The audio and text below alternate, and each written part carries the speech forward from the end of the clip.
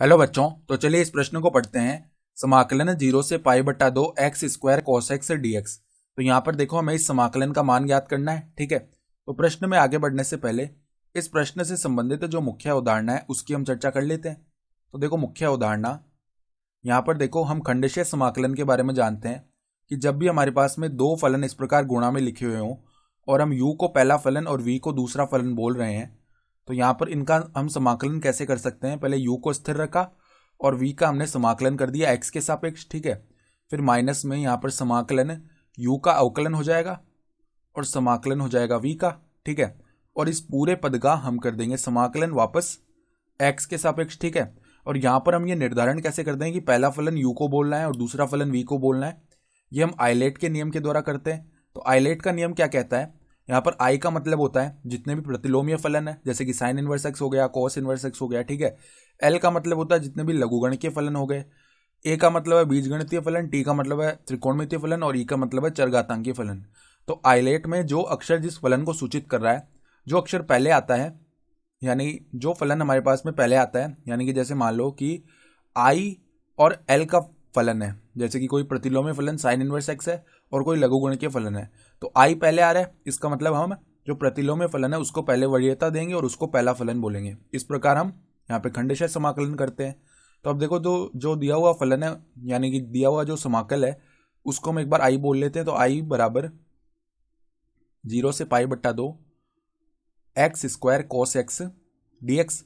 तो देखो, x square तो एक बीजगणितीय फलन है और कॉस एक्स जो है वो एक त्रिकोणमितीय फलन है। तो ए पहले आता है टी से, यानी कि एक्स स्क्वायर को पहला फलन और कॉस एक्स को दूसरा फलन, ये बोलेंगे हम। ठीक है, तो अब यहाँ पर खंडशः समाकलन करते हैं। तो पहले एक्स स्क्वायर को ऐसे ही रखा, कॉस एक्स का समाकलन हो जाएगा साइन एक्स।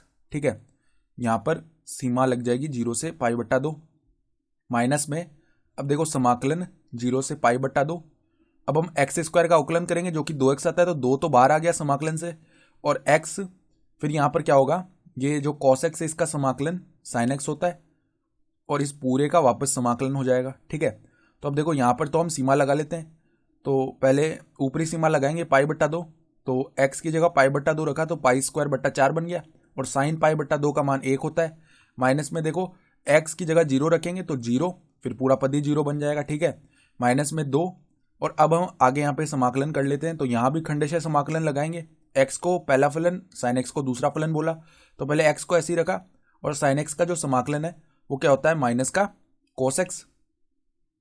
ठीक है, और इस पर यहाँ पर सीमा लग जाएगी 0 से पाई बट्टा 2। ठीक है, फिर माइनस में देखो, समाकलन 0 से पाई बट्टा 2, और यहाँ पर अब x का अवकलन करेंगे x के सापेक्ष तो 1 आ जाएगा, और साइन x का समाकलन माइनस का कोस एक्स होता है।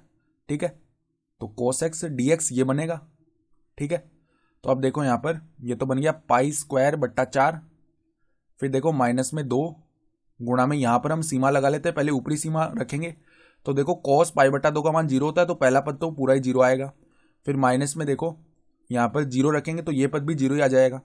फिर प्लस में देखो, यहाँ पर हम समाकलन कर लेंगे तो साइन एक्स आ जाएगा, और इस पर सीमा लगेगी 0 से पाई बट्टा 2।